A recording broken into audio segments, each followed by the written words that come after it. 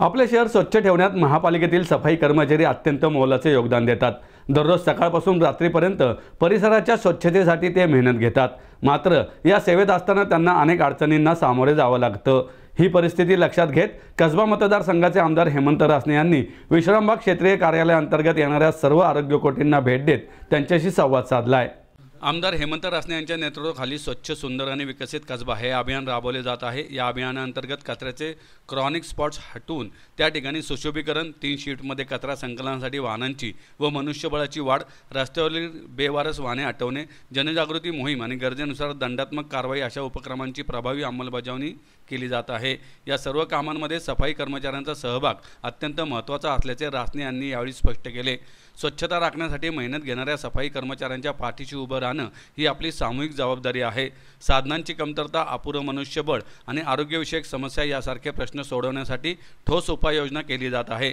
नागरिकांचा देखील या अभियानात अधिकाधिक सहभाग वाढवण्यावर भर देण्यात येत असल्याचं रासने यावेळी म्हणाले। या भेटीवेळी मंडळ अध्यक्ष अमित कंक, प्रशांत सुर्वे, माजी नगरसेवक राजेश एनपुरे, गायत्री खडके, मनीषा घाटे, धनंजय जाधव यांच्यासह इतर पदाधिकारी, कार्यकर्ते आणि महापालिकेचे अधिकारी उपस्थित होते।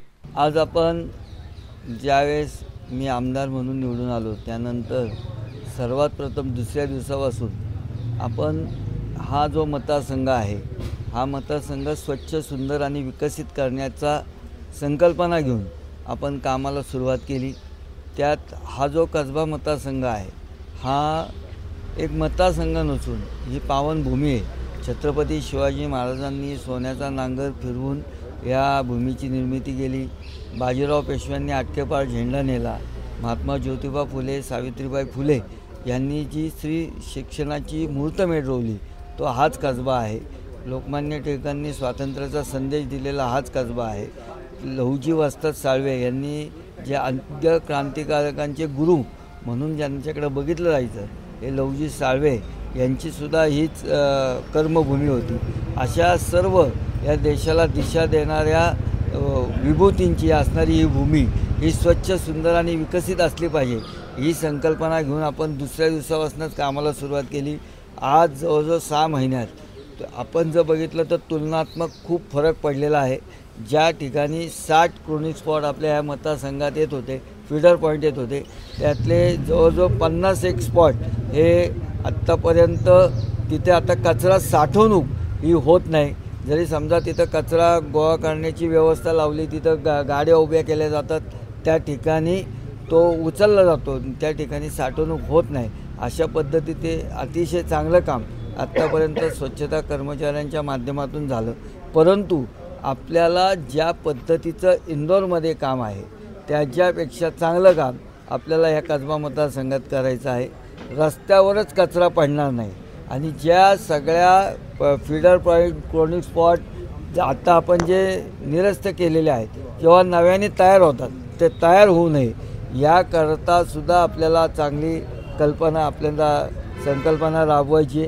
त्यामुळं येणाऱ्या दिवसात मिशन 100 डेज असं घेऊन आपण आता ते एक मोहीम घेऊन आपण त्याच्यात उतरतो आहे। त्याच्यात आमच्या जी भारतीय जनता पार्टीची संघटना आहे ती सगळी संघटना त्याच्यात उतरवणार आहे। बूथशा त्याच्या आपण स्पर्धेची तयारी आपण चालू करतो आहे। या सफाई कर्मचाऱ्यांची आरोग्य कोटी वाईज आणि सफाई कर्मचाऱ्यांची आपण त्याचीसुद्धा स्पर्धा त्याच्यामध्ये घेण्याचा आपला प्रयत्न आहे की जेणेकरून वेगवेगळ्या मार्गातून आपल्याला हा जो कसबा आहे हा काही करून आपल्याला इंदोरपेक्षा जास्तीत जास्त स्वच्छ आणि क्लीन कसा होईल या दृष्टिकोनातून आपला प्रयत्न आहे।